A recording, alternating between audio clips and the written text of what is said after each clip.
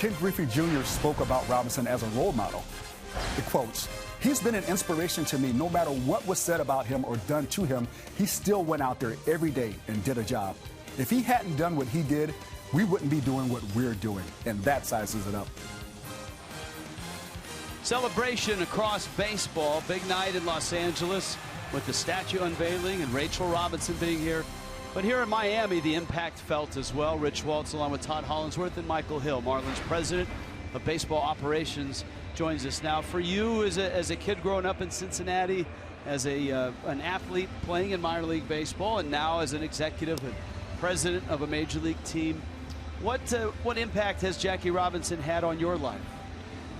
I don't know if you could say enough about what he means to me, to our game, the sacrifices that he made, the courage that he displayed, the determination. You know, we talk about his 9 principles and everything that he represents.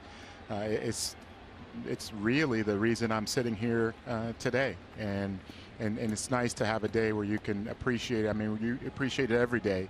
You look out and his number is retired, and rightfully so. But you know, a day doesn't go by that you don't appreciate everything that he did, so that we have the opportunity to do what we do. Marlins a 2-1 lead here. Adam Conley to work on Asdrubal Cabrera, who floats one down the first base line, and it's going to land foul and hop up into the stands.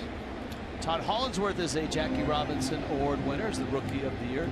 And Todd, you had a front row seat on the Dodgers and their organization, and his impact obviously started with Los Angeles and then spread not only across baseball, across the country, across the world. Oh, absolutely. It's amazing, the impact. And I guess that's kind of what I've really been pondering today is that impact, and how Major League Baseball has done a fantastic job over the years, really starting to acknowledge what Jackie Robinson accomplished, what he represented, and implementing that and getting it into not only baseball, but getting the players themselves to express themselves back out to the community, so that we understand what exactly, you know, we're trying to accomplish here. And I think that there's so much to be gained, and I think the players are doing a great job now.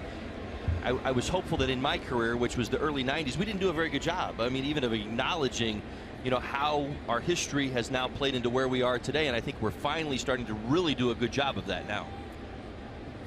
And to speak to that, you know, my son's here tonight, and he's wearing a Jackie Robinson jersey. You know, never had opportunity to see him play, but he knows the impact that he had on our game, and what he had to endure and in his time in the big leagues and breaking the color barrier, what he had to endure in order to allow us the liberties and freedoms that we have, you know, in our game today. And I think that you never lose sight of that and what that represents, and to honor him with a day, it just speaks volumes to everything that he did in order to you know, allow us to play this game. Curtis Granderson, for the last 4 years on Jackie Robinson Day, has worn a special edition Jackie Robinson shoe and auctioned it off at the end of the day. All the proceeds, and many of the proceeds of Robinson jerseys that are signed, go to the Jackie Robinson Foundation. There they are. Oh, those are sharp. And you saw during pregame today, we had a ceremony where we were able to honor a Jackie Robinson scholar. As Asdrubal Cabrera rolls out the D Gord. All right, tell me about the Jackie Robinson scholar that you met today. Jabari Brooks.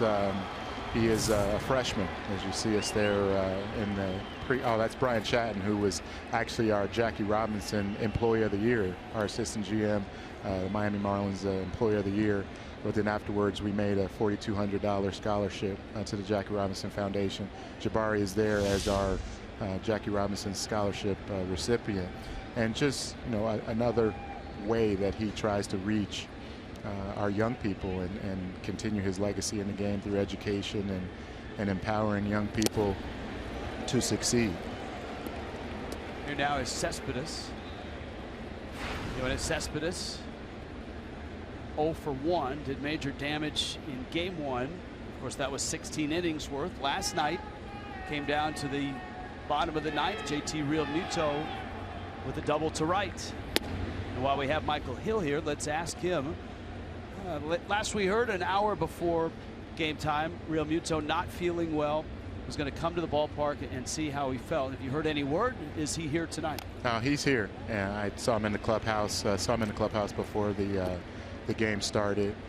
He little 24-hour virus that he is experiencing, but I think it's purged his system, and he's on fluids now, and should be available if Donnie needs him at some point during the game. But when you're talking about that catching position, you want to make sure that he's ready and able, and given the little virus here, Donnie wanted to be smart about it, and gave him at least the night off from starting.